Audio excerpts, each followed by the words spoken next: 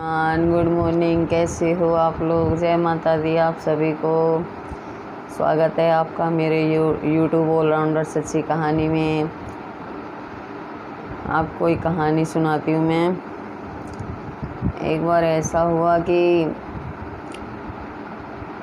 एक अखबार वाला था, वो रोज़ अखबार डालने आया करता था। तो एक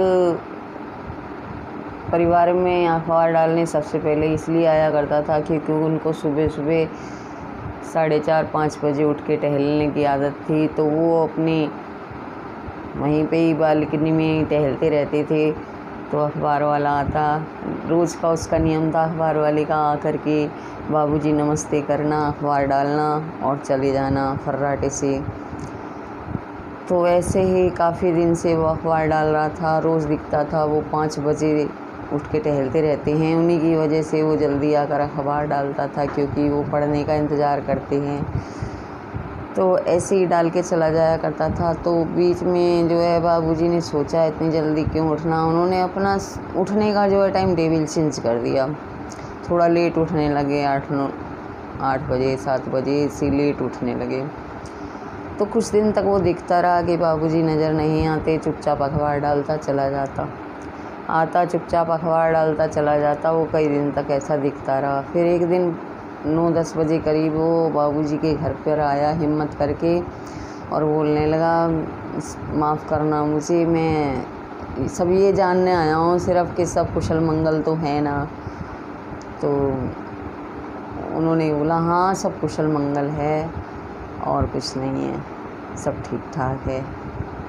उन्होंने कहा, मैंने थोड़ा लेट उठना शुरू कर दिया है और कोई बात नहीं है। उन्होंने कहा, ऐसा मत करो, आप अपनी आदत मत ख़राब करो, आदत मत बिगाड़ो। आप 5 बजे उठते हो, 5 बजे ही उठो।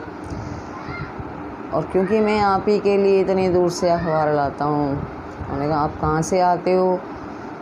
अब अपने अपने शहरों के बारे में सभी जानते हैं। उसने भी बताया, मैं वहाँ फ़लानी जगह से आता हूँ। कि इतनी दूर से आप अखबार लेकर आते हो, कितने बजे उठते हो? बोला, मैं 2:30 बजे उठता हूँ। 2:30 बजे उठते हो?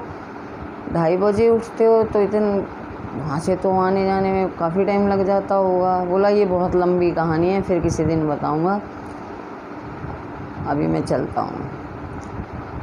बोला, 2:30 बजे उठता हूँ, 3:30 बजे वहाँ पहुँचता हूँ, 3:30 बजे वहाँ से अखबार लेता हूँ, 4:30 बजे तक 4:45 बजे तक यहाँ आ जाता हूँ, सबसे पहले अखबार आपको देता हूँ। तो सुनकर हैरान हो गया। मैंने कहा, ठीक है। फिर एक दिन बोला कि वो जो है एक दिन आया, हाथ में अपनी बेटी की शादी का कार्ड लेकर के आया और आकर के उसने बाबूजी को दिया। बोला, ये शादी का कार्ड आपके लिए है, मेरी बेटी की शादी है, आप सबने ज़रूर आना है। और बाबूजी ने जब वो कार्ड खोला, देखा, उस पर लिखा है डॉक्टर बेटी, और डॉक्टर के साथ ही उसकी शादी हो रही है। तो वो देखकर हैरान हो गया कि एक अखबार बेचने वाले की बेटी डॉक्टर। तो उसके मुंह से अचानक ही निकल गया, ये तुम्हारी बेटी? मतलब वो कहना कुछ और चाहते थे तो आगे कह नहीं पाए, आँख खुली की खुली रह गई, मुंह खुला का खुला रह गया। इस तरीके से मतलब बोले, ये तुम्हारी बेटी? तो बोले, हाँ बाबूजी, ये मेरी बेटी है। कि वो तो ठीक है, लेकिन डॉक्टर,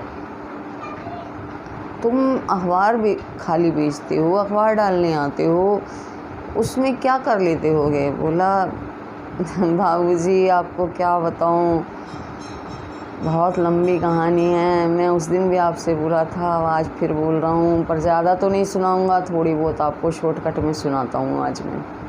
बोला, सुनाओ।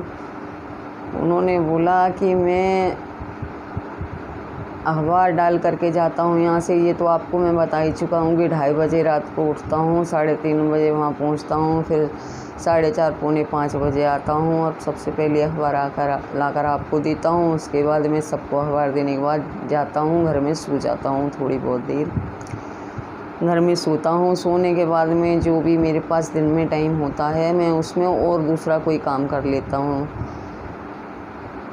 और रात के टाइम जाता हूँ सब बची खुची सब्जी मंडी में जो भी सब्जी होती है, घिया तोरई जो भी सस्ती मिल जाती है, उसी से अपना घर का खर्चा पानी चला रहे हैं।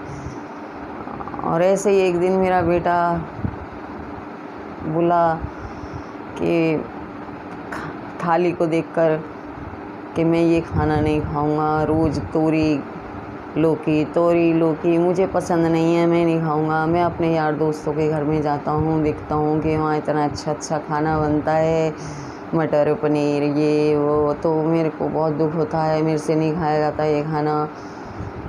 तो मैंने अपने बेटे को बोला, बेटे मैं तेरा भविष्य देख रहा हूँ इस थाली में, इसलिए दूसरे की थाली को मत देखो, तुम अपनी थाली को देखो। पता चले कि दूसरों की देख रहे हो, अपनी थाली ये भी ना रहे। तुम्हारा भविष्य देख के बारे में सोच रहा हूँ मैं, मुझे इस थाली में तुम्हारा भविष्य दिख रहा है। वो दिन गया, आज का दिन आया। मेरे बेटे ने कभी मुझसे नहीं कहा कि मेरे को ये नहीं खाना। जो मिल रहा था, जैसे मिल रहा था, मेरे बच्चे खा रहे थे और हम हर हाल में अपना टाइम पास कर रहे थे, खुश थे। मेरा बेटा जर्मनी में इंजीनियर की पढ़ाई करके किसी कंपनी में अब मैनेजर है और मेरी बेटी डॉक्टर है। ऐसे मैंने अपने बच्चों को पढ़ाया लिखाया, डॉक्टर बनाया, बेटे को इंजीनियर बना दिया। 2 बच्चे हैं, दोनों की लाइफ के लिए मैंने ये सब किया। तो बाबूजी की आंखों में आंसू आ गए और वो बता रहा था, अखबार वाला, उसकी भी आंखें भीग गईं।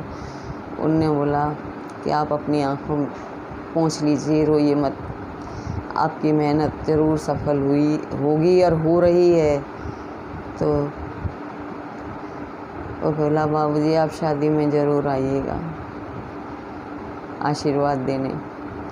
तो देखो, एक अखबार वाले का बच्चे किस तरीके से पढ़ लिख गए। इसीलिए कहते हैं जो मिलता है रूखा सूखा, परमात्मा 2 टाइम पे जो दे रहा है उसी को हाथ जोड़कर स्वीकार कीजिए, पेट भरिए। नहीं तो देखिए आजकल दुनिया में क्या चल रहा है, खाना ही खाना नहीं है, बहुत कुछ करना होता है। अगर आप भी अपने बच्चों के लिए कुछ करना चाहते हैं तो थोड़ा बहुत तो देखो, खाने पीने का, किसी चीज़ का भी मोह ही होता है, त्यागना पड़ता है। कैसी लगी मेरी आपको ये कहानी ज़रूर बताइएगा और मेरे YouTube चैनल को सब्सक्राइब, लाइक, कमेंट कीजिएगा, शेयर कीजिएगा। धन्यवाद। जय माता दी।